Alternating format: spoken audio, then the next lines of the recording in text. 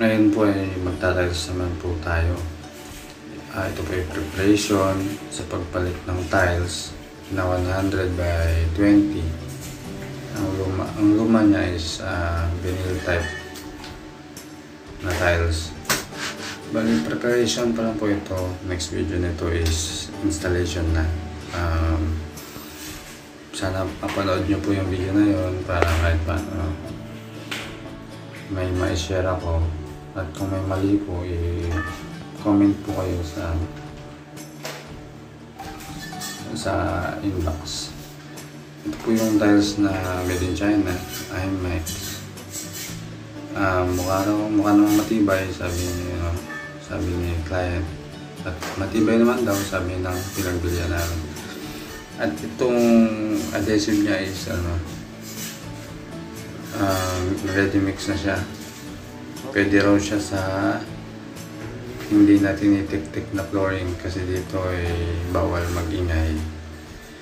Kaya ang gamit namin dito is tile cutter lang. Ito po si Donya na aking kasama. Shoutout po sa iyo, Ma'am Crystal.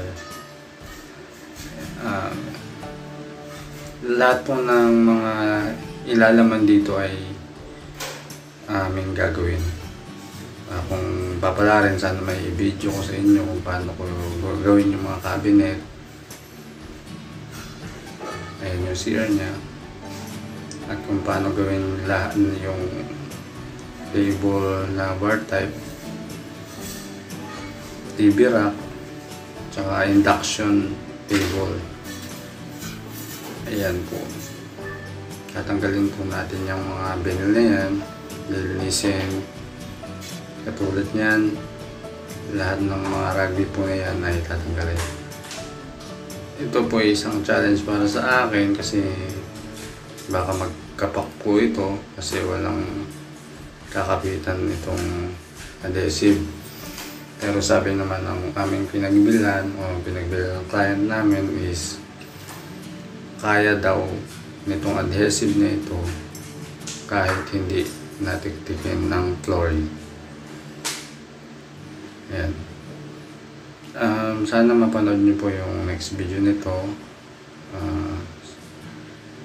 Ang title po niya is installation ng ng 100 by 20 na tiles, ceramic tiles. Yan. Dapat ganyan, dapat malinis kasi yung rugby na yun ay magkakaroon lang problema kapag hindi natin natanggal. Kaya dapat malinis.